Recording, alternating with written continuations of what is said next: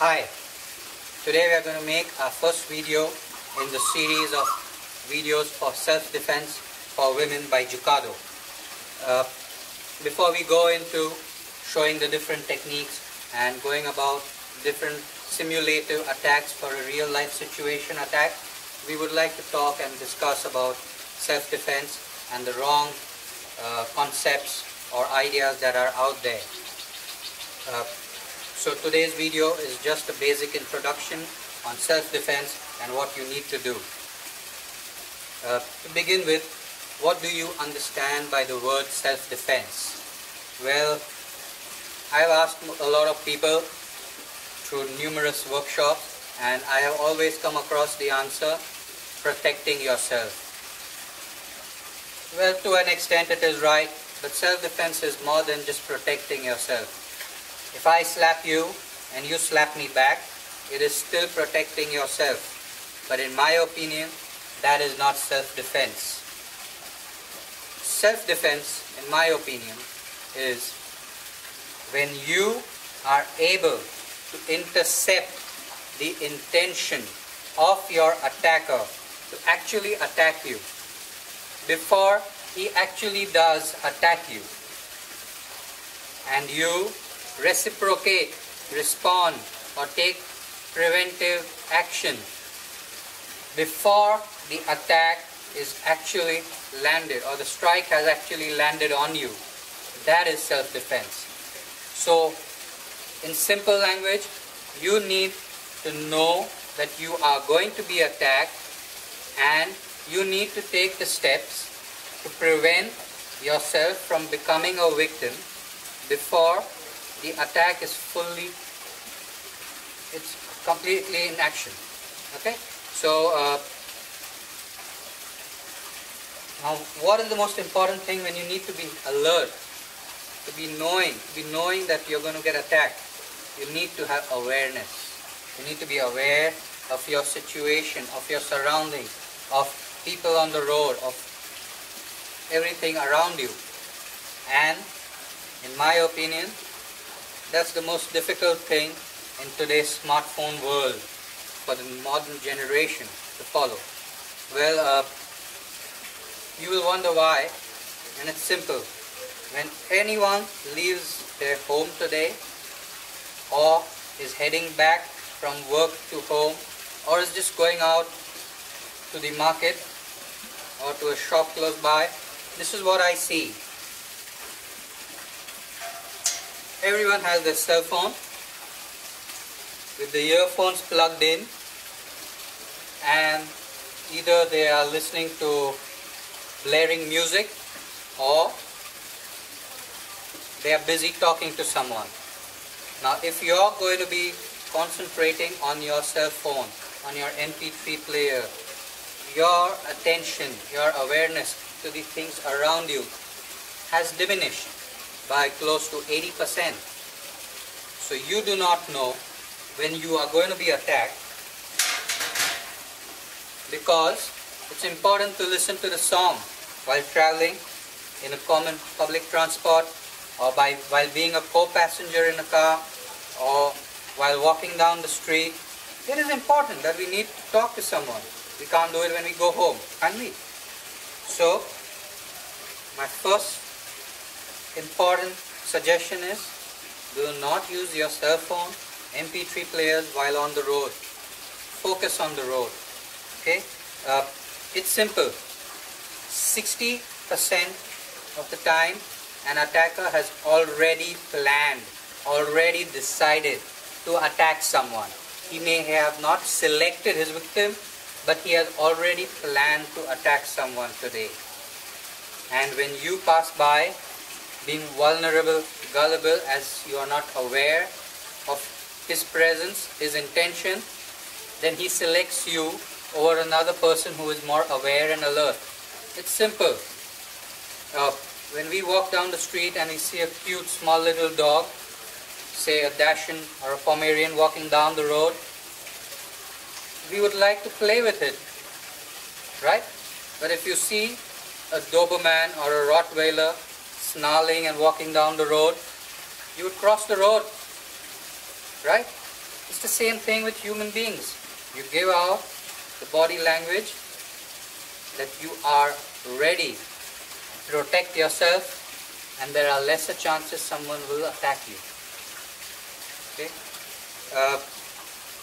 Another thing is you need to start doing simple things to remember everything around you. I play a simple game with all those who I teach. Whenever you go to work or you return back from work, 99% of the time, the same vehicles, the same buses, the same shuttle cabs or whatever are plying on the road. Same people go to work at the same time, 99% of the time. So I would suggest that you remember the vehicle color, the make or the model of the vehicle, and the last 4 digits of its registration number. It's simple. First few days, you may not remember the same car when you see it again. After a few days, or maybe a month of trying doing that, you won't even need to search for a car. You're sitting in a bus, and the car that you remember goes by, your mind will recollect it, your eyes will register it, and you will subconsciously know that, oh, you know that car. You won't even need to look around. Now that helps. Say you're walking down a street, and maybe it's a new street or it's an old street, but if your mind is alert and you have trained it by doing the simple game, you will start remembering the simple things like exit points or things that you could use on the road to defend yourself. So say you're walking down a lane and there's only 2 exit points, but you do not recognize them. You're not aware to register it in your mind. So if someone attacks you, there's a good chance you may run towards the third end, which is a dead end, rather than run towards the first 2 and escape from an opening to a bigger street or something. So it is important to be aware. Another thing, everybody nowadays tries to teach you about the usage of things like pepper spray, a pen or a yawara, and so on. Well, most of them don't work. Yes, it will work when it's taught to you in person in a workshop. Now let's see why it doesn't work on the street. In general, in a self-defense situation, you have between 10 to 20 seconds, and that's a lot, to defend yourself and get away. Anything, in my opinion, that continues beyond 20 seconds is a brawl. And we do not want to get into a brawl. Okay? Because no matter what, even if you're a man, in a brawl, both get injured. And it's the stronger one who may win. But both get injured. So, irrespective of gender, when you are trying to defend yourself, you have between 10 to 20 seconds on the road. You need to use those first few seconds to surprise your attacker, to attack him as aggressively and as, the right word would be, as well as you can, depending on the situation. Now, pepper spray. When you buy a can of pepper spray, or if you do have one, go through what's written on it. Every brand of pepper spray mentions the range, and 99% of them start 6 feet and above, going up to 12, 15 feet. Why? If someone's going to attack you in person, it's going to be less than a feet. So why do they mention 6 feet? It's simple. Pepper spray is not for close quarter self-defense. It is a deterrent when you can recognize an attacker at a distance, not when he is close by. Simple reasons. I have it in my pocket, it still takes few seconds to remove. Say you have it in your purse, it's going to take you at least 7-8 seconds to remove. Okay?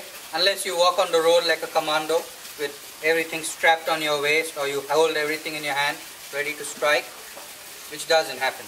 So say you remove it in a hurry and you open the cap and you try to squeeze the can, there are good chances you're going to spray in your eyes, because in the hurry you won't notice where the nozzle is, and there's a good chance you spray in your own eyes. Even if you don't, the wind being close range and nothing, and the person obstructing, it could flow in your eyes too. Okay? Even if you do manage to spray effectively into your attacker's eyes at close range, here is what will happen. If a mosquito bites you on your arm, would you swat the mosquito first, or would you rub where it pains? Well, everyone would swat, right? We would swat where the mosquito is, even if we know that we may not kill it, but we do swat and then we rub.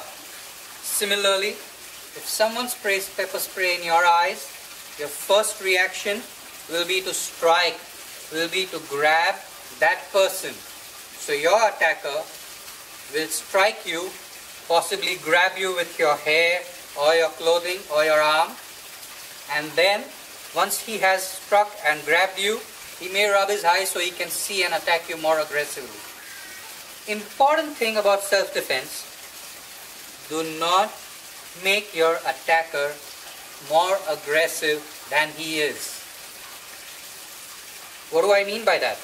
Well, when you fight or when you try to defend yourself, if you're going to use strikes which cause him pain but you do not get away, like spraying pepper spray in the eyes and he traps you, or striking maybe the nose and he bleeds, or maybe striking, pushing your fingers into the eyes, well, all these three are effective if you get away. But to do all these three, you need to be max about an arm's length to your attacker. To strike the nose, to poke your fingers into his eyes, you need to be at least an arm length away from him. So he is also about an arm length away from you. Easy for him to grab you. But if you get grabbed after you do these attacks, your attacker is going to be more aggressive than before. He is in pain. He is going to get more violent. He is going to cause you more pain. I do not recommend that. The techniques we will show will try not to use these attacks, but simple escapes, simple strikes, and even if we use a strike to the nose, it will be followed with a proper escape, which is very important. Everyone teaches techniques to strike in close range. You don't learn the escape. After that, you're trapped. Okay? The other thing people also recommend is a Yawara stick or a pen which you carry in your purse. You can just, poke it at certain areas like the neck. Okay? So which could be good and useful. But again, are you going to walk with a pen in your hand? You're going to travel through the bus, through a train with a pen in your hand? No, you can't. So to remove it, what are you going to ask him? Please wait, I've got a pen to strike you with. He's not going to wait. It does. So obviously a pen doesn't work, right? Now another thing, I just remembered about pepper spray. Pepper spray is useful when you have a barrier between you and your attacker. Say you're in your house and someone tries to force entry by pushing the door, you could spray his eyes. Say you're in your car or you're standing out and a car approaches you, and you could spray them too, because there is a door in between, a lesser chance of someone grabbing you easily. Okay, so pepper spray is useful in certain scenarios, or if you can recognize an attacker very far away and you spray him, but well, that's a risk. He may not actually want to attack you. It's just maybe you're just a bit edgy that day and you feel he wants to attack you, you may just spray him. You may just be a passerby. So it's not very useful. Okay, moving ahead. One needs to know the law of the land also. With regards to the law of the land for India, it's simple. The self-defense law is being improved gradually by the judiciary in India, but still there is a lot of improvement required. As it is at the moment, the law states if you defend yourself by using force, you need to prove that you did so out of self-defense, which is actually pretty difficult to prove at times. If your attacker is a known criminal, has a past criminal background, it will be easier for you to prove. If he has come to attack you with a certain things, or you have a video recorded of the situation by passerby, you are safe. Otherwise, it's going to be difficult. Now, in such a situation, it is very important, and it is, even if the law does support you, it is always important to only use the force that is required for your escape.